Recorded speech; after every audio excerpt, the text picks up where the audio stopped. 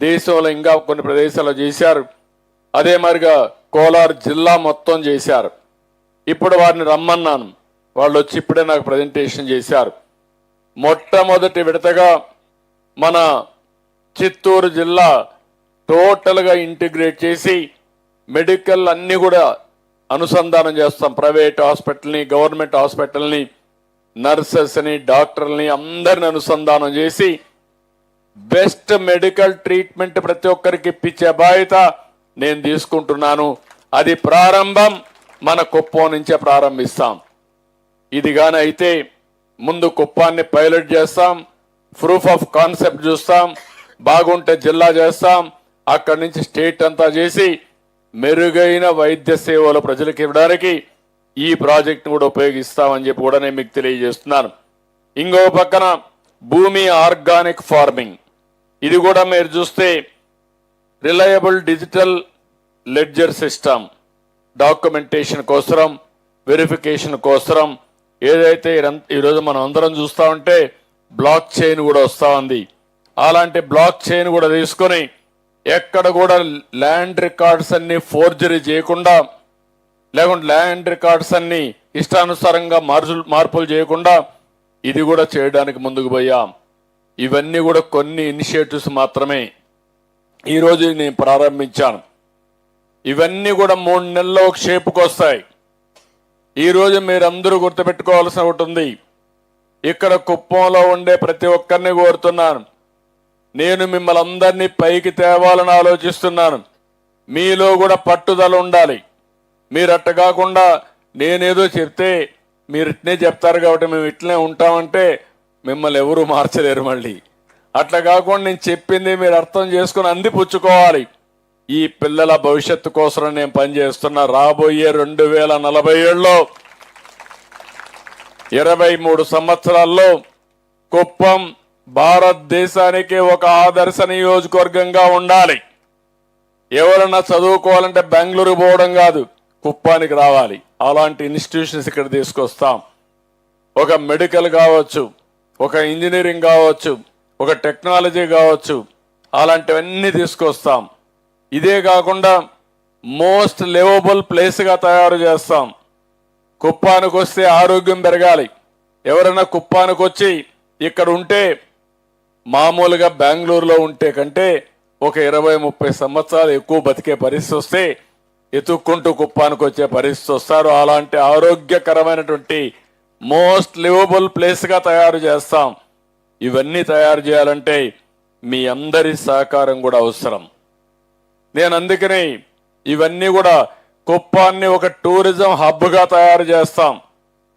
బెంగళూరు నుంచి శని ఆదివారాలు అయితే నేరుగా ఇక్కడికి వస్తారు. మన ఆడపిల్లలకు కూడా ఏదైతే కూచిపూడి డ్యాన్సులు ఇవన్నీ బాగా నేర్చుకుని ఇప్పుడు అడుగుతున్నారు, మాకు ఒక మంచి స్టేడియం ఉండాలి, ఓపెన్ ఎయిర్ స్టేడియం ఉండాలి, మా పర్ఫార్మెన్స్ బాగుండాలి అని కోరుకుంటున్నారు. మొట్టమొదటిసారిగా పిల్లలను చూస్తున్నా ఒక 40 మంది స్టూడెంట్స్ కూచిపూడి డ్యాన్స్ నేర్చుకునే పరిస్థితికి వచ్చారు. మన సాంప్రదాయాన్ని కాపాడుతున్నారు. 500 స్టూడెంట్స్, గుడ్, కంగ్రాచులేషన్స్. ఒక దగ్గరనే 40 మంది ఉన్నారు, మొత్తం 500 మంది ఉన్నారు. నేను అందుకని విజయవాడ ఎయిర్పోర్ట్ లో కూడా కూచిపూడి డ్యాన్స్ రిఫ్లెక్ట్ అయ్యే విధంగా ఎయిర్పోర్ట్ కడుతున్నాను. అంటే మన సంస్కృతి సాంప్రదాయం కూచిపూడి, మన వారసత్వం కూచిపూడి. అందుకే దీనికి కూడా ఎయిర్పోర్ట్ కూడా ఆ కూచిపూడి రిజెంబ్లెన్స్ పెట్టి ఒక ఎయిర్పోర్ట్ కూడా కడుతున్నాం. కాబట్టి మన వారసత్వం, కాబట్టి ఆ వారసత్వాన్ని ముందుకు తీసుకుపోయే ఈ పిల్లల్ని మనస్ఫూర్తిగా అభినందిస్తూ గట్టిగా చప్పట్లు కొట్టి ఆ పిల్లలందరినీ అభినందించాలి. దీనివల్ల 2 లాభాలు ఉన్నాయి. మన వారసత్వాన్ని మనం కాపాడుకుంటాం.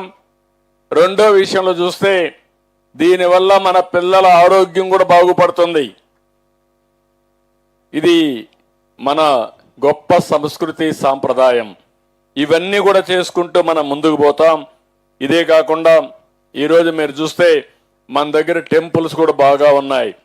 ఆ టెంపుల్స్ అన్నిటినీ మోడర్నైజ్ చేసి ఇంకా బాగా డెవలప్ చేసి ఆ టెంపుల్స్ టూరిజాన్ని కూడా మనం ప్రమోట్ చేస్తాం.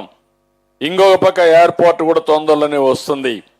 దానికి కూడా ఫస్ట్ టైం ఇలాంటి మారుమూల ప్రాంతంలో బెంగళూరుకి సెటిలైట్ గా ఒక ఎయిర్పోర్ట్ తీసుకొచ్చి ఎయిర్ కార్గోనే కాకుండా ఎంఆర్ఓ కూడా ఏర్పాటు చేసి ఫ్లైట్స్ రిపేర్ చేయడానికి ఇక్కడ సెంటర్గా హబ్గా పెడతాం. దానివల్ల కొన్ని వందల మందికి ఉద్యోగాలు వచ్చే అవకాశాలు ఉంటాయి. ఇది కాకుండా మొత్తం ఇక్కడి నుంచి మన కుప్పం నుంచే ఇంకొక రోడ్డు కూడా ప్రయత్నం చేస్తున్నాం. నేరుగా హోసూరు పక్కన ఔటర్ రింగ్ రోడ్లో కలుస్తుంది. దగ్గర 90 కిలోమీటర్లు. 1 గంటలో కుప్పంలో బయలుదేరితే బెంగళూరు ఔటర్ రింగ్ రోడ్డు పై కనెక్ట్ అయ్యే పరిస్థితి వస్తుంది. అక్కడి నుంచి ఎక్కడికి కావాలంటే అక్కడికి వెళ్తాం. కాబట్టి ఇవన్నీ కూడా మీరు చూసుకుని ఇంకొక పక్క కూడా మీరు ఒకటి గుర్తుపెట్టుకోవాలి.